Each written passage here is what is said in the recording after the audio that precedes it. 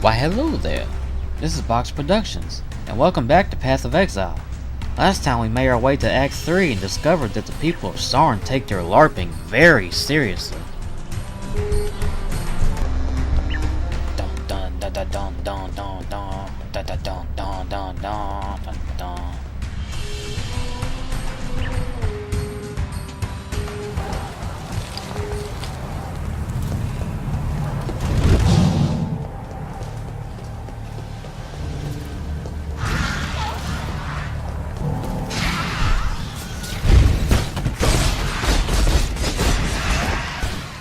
The slums, huh? Yeah, that seems appropriate.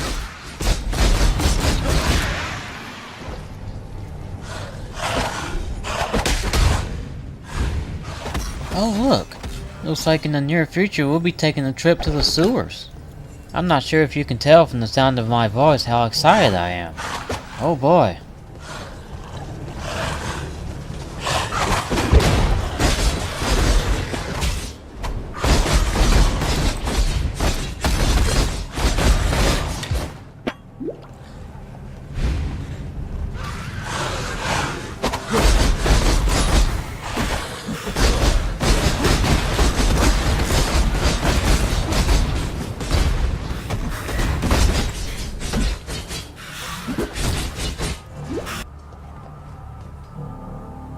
The Monkey King has built his throne on your back. A throne of gold and gem, polished with blood and tear. Throw off the Monkey King and his shining privy, before your back is broken. It's still not exactly a bathroom stall, but knowing this place, maybe it was at one point.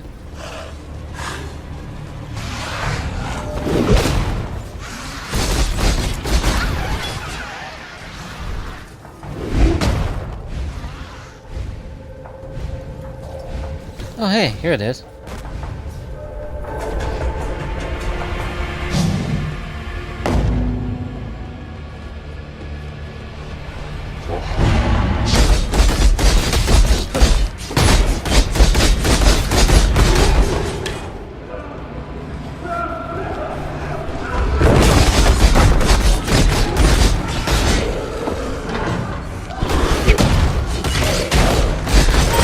Did y'all hear that?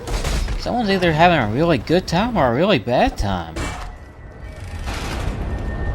On the night of 1,000 ribbons, our finest city burned.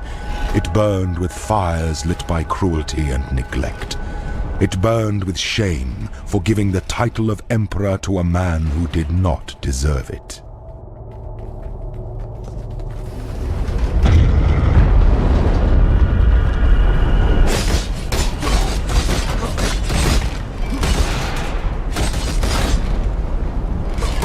Here we have our next trial, the Furnace Trial. I'm pretty sure this also happens to be the biggest grill I've ever seen in my life. I guess this is the place to be when you want to get your hot dogs and hamburgers all did up. And as you can see, it'll burn you up pretty quick if you step on it.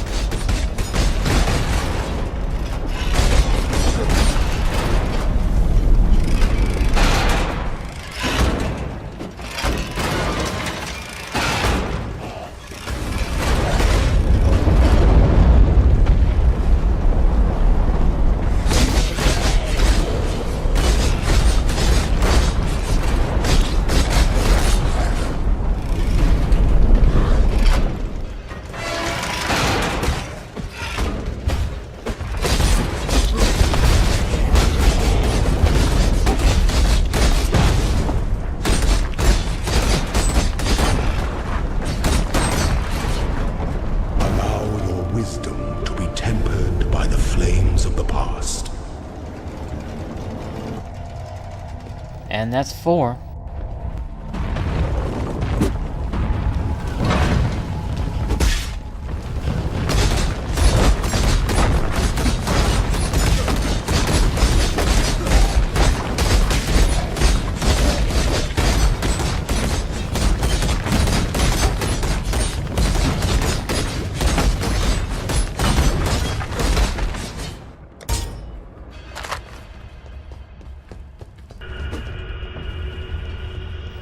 I'm gonna take a wild guess and say that was a bad time. You're simply too stupid to be realistic, aren't you, brute? Okay, you wanna finally stick around and fight, huh? Alright.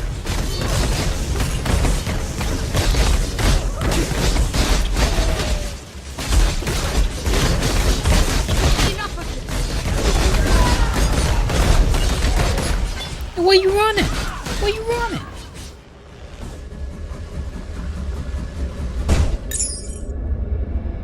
Yeah, poor guy. This is gonna be awkward.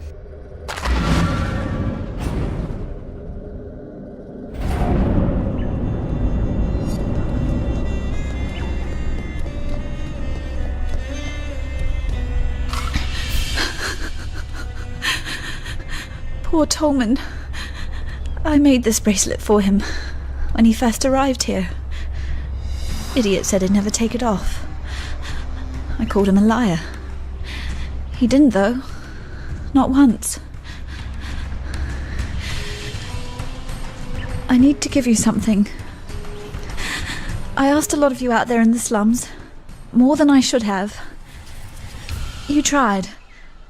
And that's all we exiles can ever hope to do.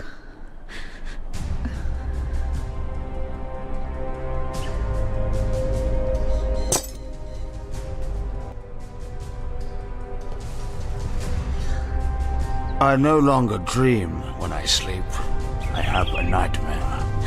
The same nightmare over and over. The mirror. It's never my reflection looking back. The first time that mirror appeared to me, it was Cole I saw. A rapist from Oriath I had the displeasure of sharing a pen with in Gravisius' stockade. Piety took him for her experiments, and that night I saw her handiwork while I slept. This time it was Tolman, flesh dried to leather, organs shrunk to husks, blood trickling through his skeleton like red dust in an hourglass. It's Piety's gift to me, that mirror. At least I won't be seeing Clarissa the next time I look into it. Make sure it's not you I see either. I walked halfway across this forsaken continent because of an ode. Of jewels and eternity, it's called.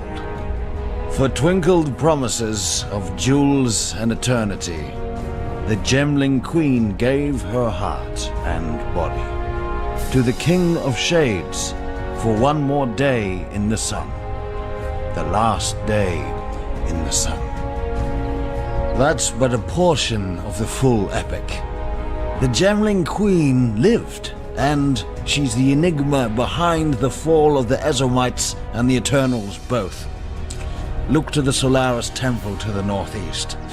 Find the Gemling Queen's remains before Piety does, and destroy them.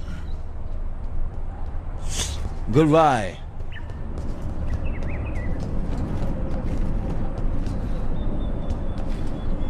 I'll miss a boy. He was always up for a laugh, whether it was at his expense or not. But I wouldn't miss that Clarissa more. Argan's the name, by the way, and it's my honour to welcome you to dirty old Sarn, the metropolis of opportunity. The opportunity to make something of yourself, or the opportunity to have a very messy death. Victaria was a poet what ended up leading a rebellion, right under the nose of Emperor Chittis. But here's what really interests me. Our wordsmith was quite a talented larcenist as well. Pulled off the heist of the century, in the name of the people, of course.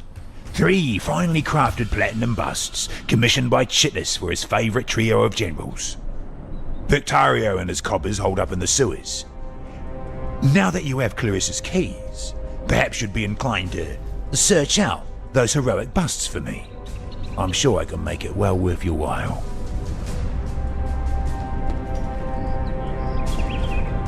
Tolman's dead then. Another victim of Piety's cruelty.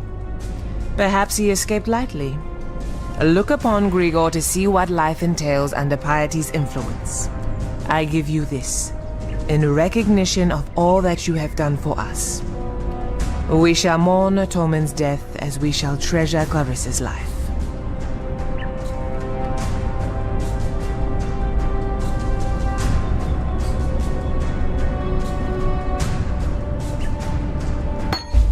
General Gravisius demands absolute obedience from his blackguards, meaning he's surrounded himself with cowards and lackwits unable to lift a finger without orders. If you are able, traverse the river and murder Gravisius in his own barracks. You'll be ripping the very mind from the skulls of our enemies. Be well.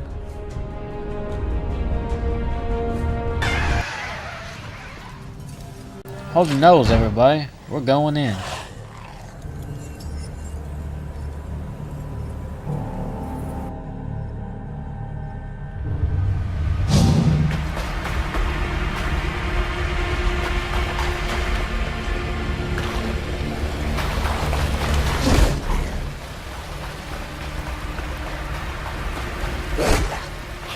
I've seen worse sewers, to be perfectly honest. As long as we don't have to fight little Timmy's mutated goldfish down here, I think we'll be alright.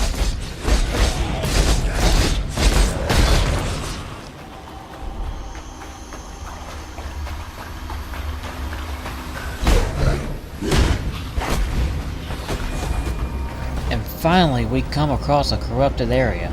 Corrupted areas will pop up every now and then as you're playing through the game.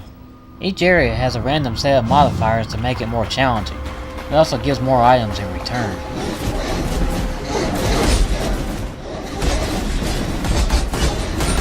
As you can imagine, at the end of the corrupted area there's a boss to fight. After killing this boss, you are guaranteed to get one of two items. Either a sacrifice fragment, which is what you need to open the portal to one of the in-game bosses, or a Vol skill gem, which is basically a souped up version of the regular skill gem.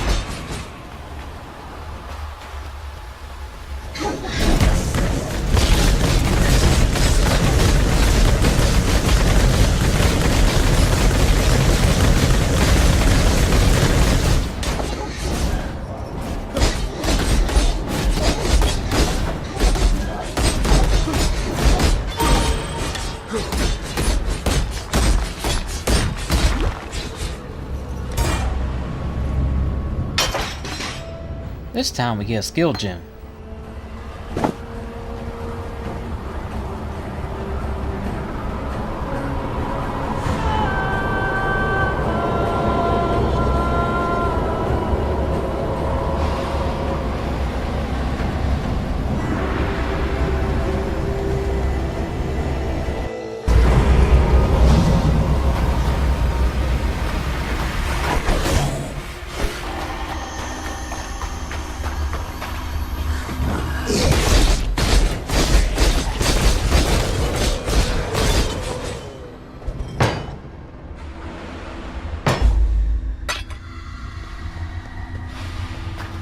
I guess it's not a proper sewer level without some ghosts. You know, it's kinda weird when you think about it. Some ghosts get to haunt mansions and sacred grounds and stuff like that. How you get stuck haunting Dookie?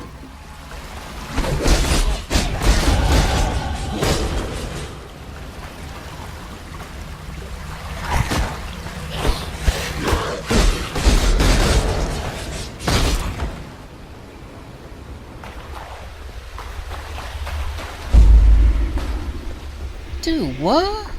The heck is that thing?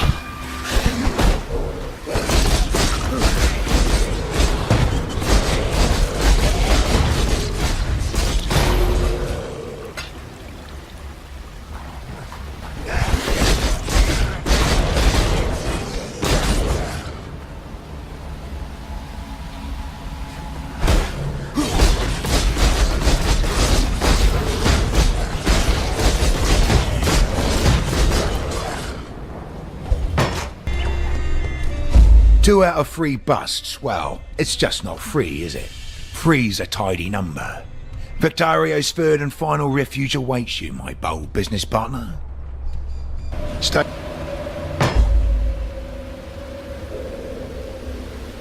And we find the third bust. Let's take care of this real quick before we move on.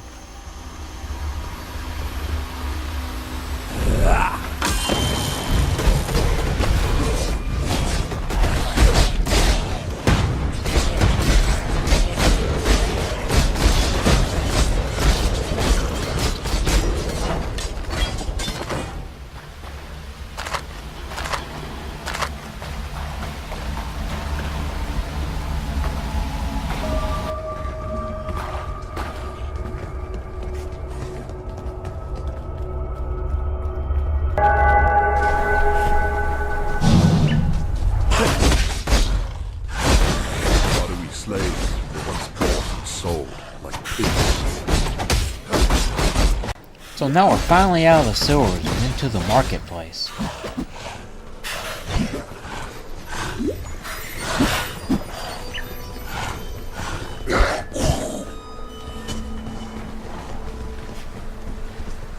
I'm sure at one time this marketplace was nice and full of people and everything, but nowadays it looks like the only thing up for bartering here is garbage and broken dreams.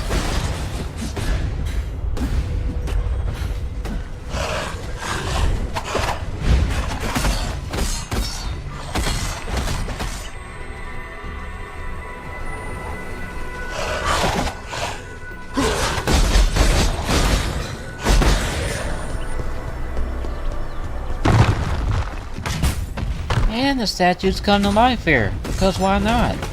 I'm sure it was a hit with the kids.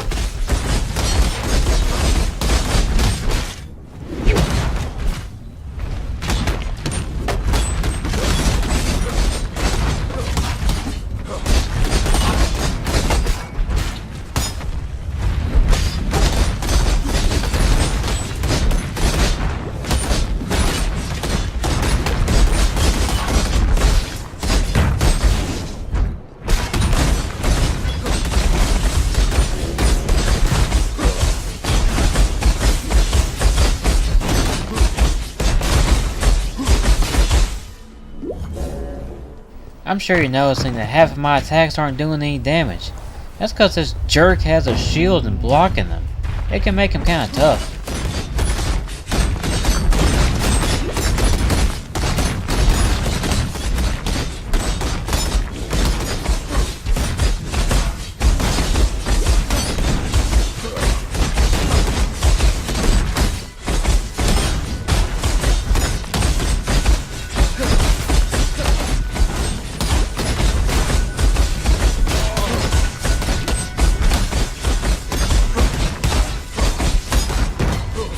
Score one for flesh and blood, son.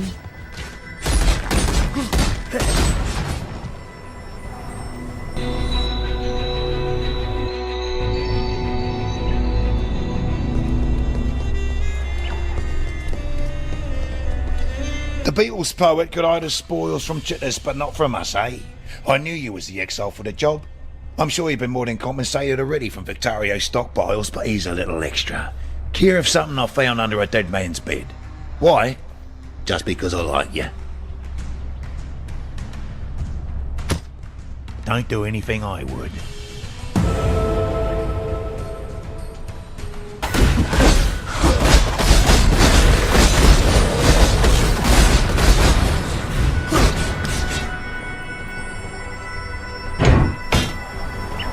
Well, this looks interesting and expensive. I'm sure it'll come in handy later on.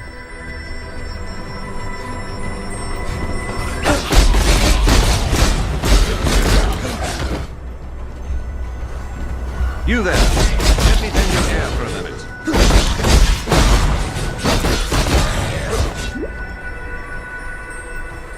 You've the look of someone spoiling for a fight. Takes one to know one, you see. So here's how this works. You take a crack at me, your very best shot. I win, you die. You win, and I'm not actually sure, to tell the truth. Doesn't happen very often. Are you game?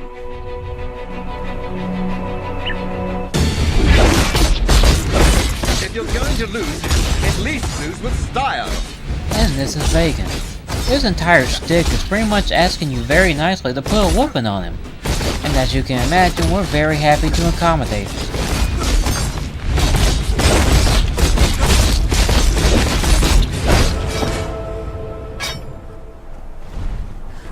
Now that was a proper challenge. Well played, Exile.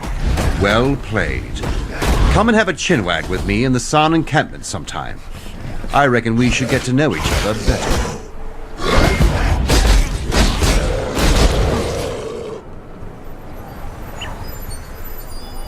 I write this now in hope that someone will remain. Someone may remember. The sun is an orb of blood. Twisted twilight shrouds my eyes. The air reeks of anguish. San has plunged into nightmare. The man who served me coffee now writhes on the floor. He rants of visions he alone can see as writhing red tentacles grow from his face, as if his eyes had been seeds waiting to sprout. He is quiet now, my waiter. No more cackling and screaming. Dead. Of my fellow patrons, only 2 live. The others have fallen. Their blood is everywhere. The survivors, gemlings both, their skin shrivels and grays to the hue of necrosis. Their gems flare with unholy luster, their eyes black as hatred.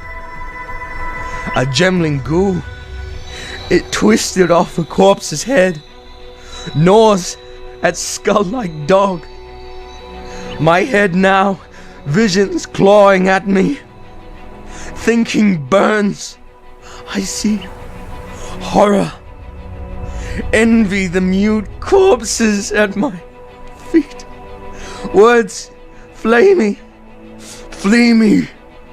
All is madness. Oh, come on now. Black Friday isn't that bad.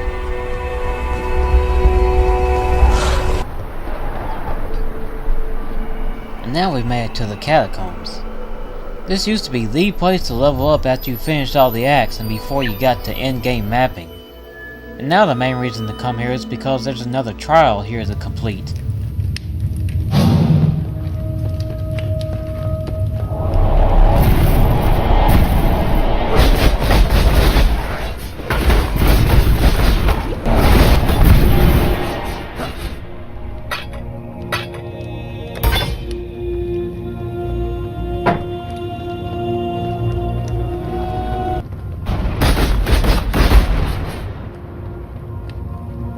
An emperor cannot allow himself to become buried in the shadowed vaults of self-doubt, cannot allow thoughts of imagined disaster to spin about inside his mind like so many strife-splintered wheels.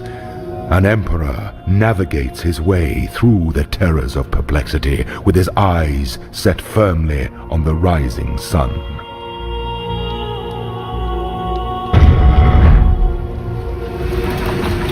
Welcome to the 5th trial, the Blade Sentry trial.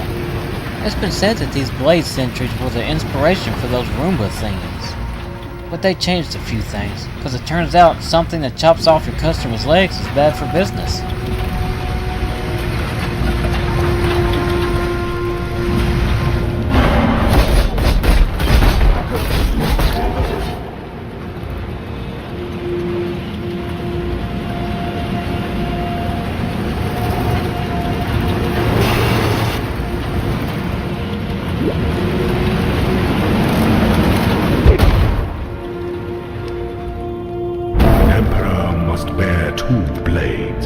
Hope in the left hand, surety in the right. And one more to go.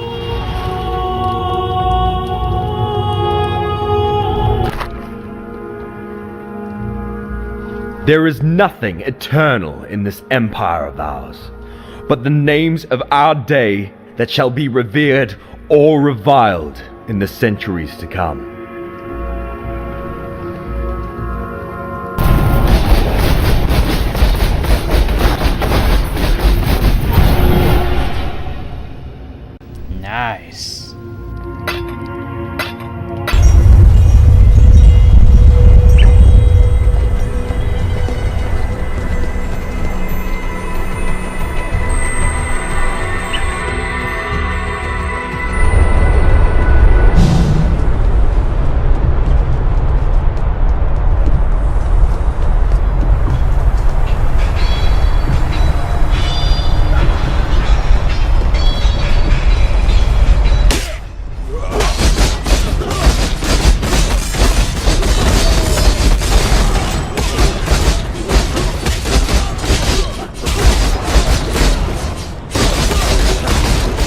I'm telling you, man, these LARPers, they are not messing around.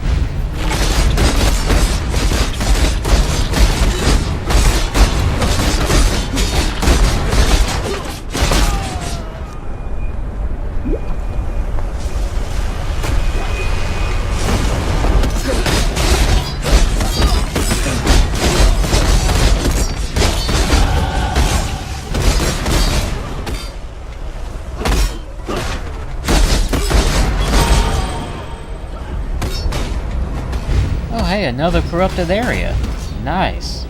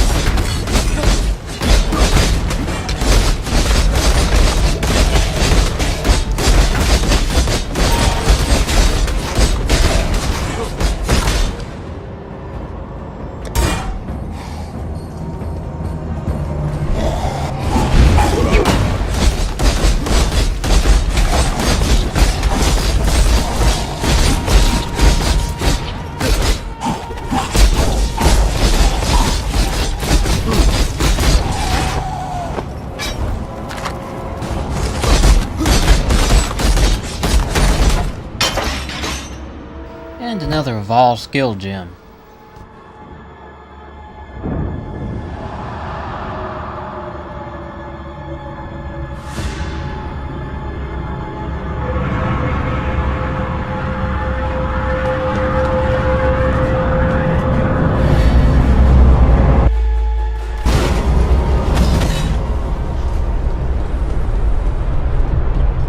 This episode's running kinda long, so once we find the waypoint here, I think I'm gonna call it a day.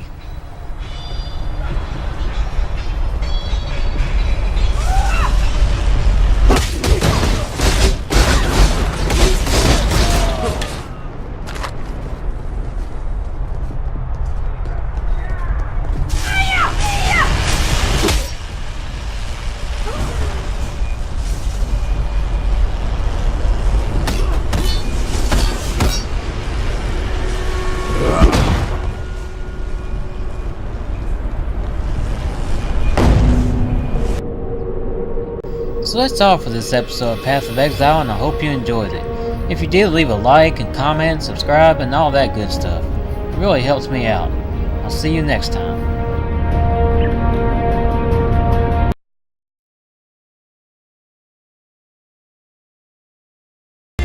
How you going? I was Clarissa's guardian angel back in Oriath. Put food on the table in return for a bit of light work. I try to keep her out of trouble as best I can here. But San's full of secrets, and Clarissa's full of curiosity.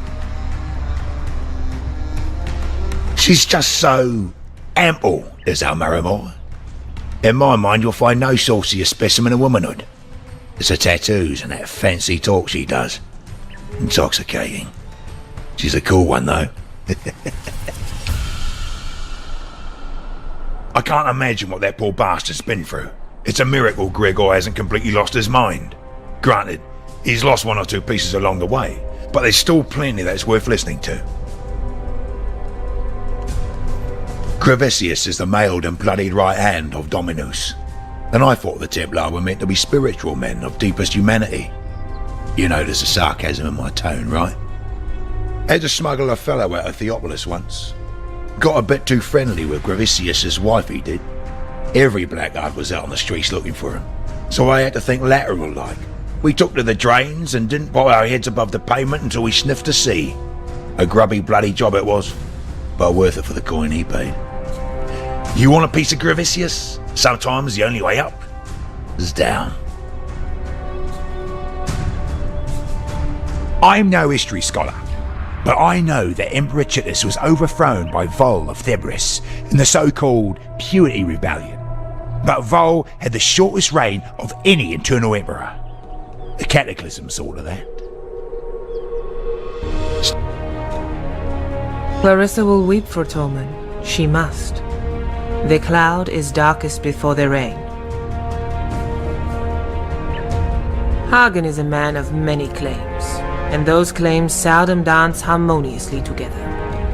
A lie is a death sentence in Makanui, so I was raised a daughter of truth. Hagen is a son of self-interest. He's no warrior, no spirit singer. He's a Korangi. I don't know the right word in Oriathan, but in Karui it means he who wins wars with false promises. Grigor straddles two worlds, one foot planted on this soil, one in the dirt of spirit and shadow. When you speak with him, be sure to know from which world his words arise. It's an often told story among the Karui, how Vol of Thebris bent his knee to my ancestor King Kaum and promised freedom in return for war. While Vol raised his Purity Rebellion in heart of the Empire, Kaum took Lord Lion-Eye's head and the southern coast all the way to the Siren's Cove. It was the greatest conquest the Karui had ever seen. If I knew how to cross the river safely, I'd be wearing Gravicius's head on my belt. Traversing the sewers under the river. I should have thought of that myself. Yet the more of a picture you paint of that undying concoction in the sewers, the less I want to see it.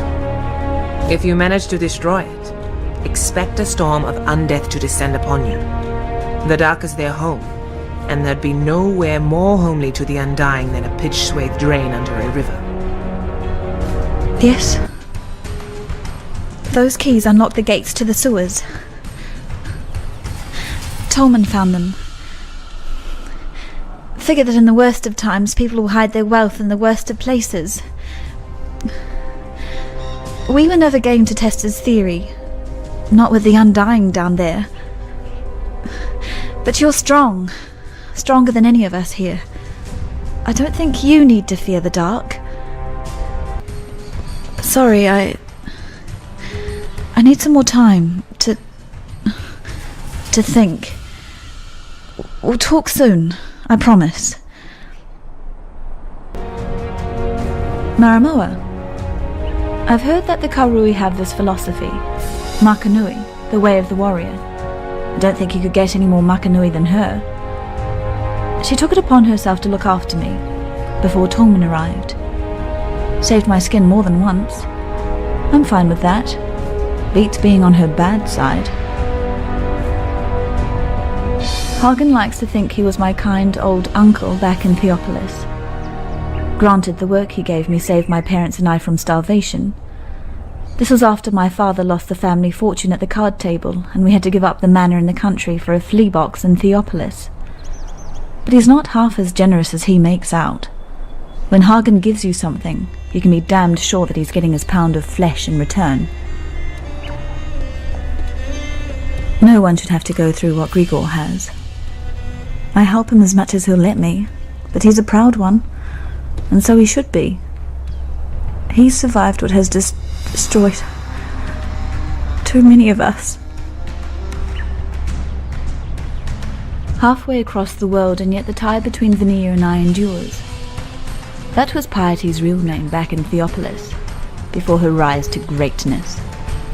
Vanilla sold her thaumaturgy in the day, her body at night. Sought after, she was, enough so to become one of my best buyers. But money never meant much to Vanilla. No, she was striving for something better, nobler. Used to tell me that life needn't be this hard. It's time you all realized that. I bet she fed Tolman the same bloody line. The blackguards talked about Piety's precious gems being infected with nightmare. Tolman, what did she do to you? Vanilla was arrested for consorting with the unholy and condemned to the pyre. This was before the banishments. Dominus shared a last supper with her, heard her confession. Most think Vanilla earned Dominus's patronage on her back. I don't. Vanilla gave Dominus her better life and got a new name in return. you can count on one thing. Piety's grand future won't include the likes of you, me, or Tolman. On the fall of the Empire, the historians are deathly silent.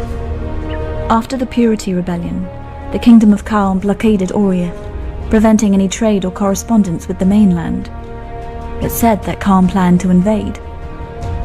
Only when the Karui retreated did Oriath get any news from Rayclast, but by that time there wasn't really anyone left to tell the tale.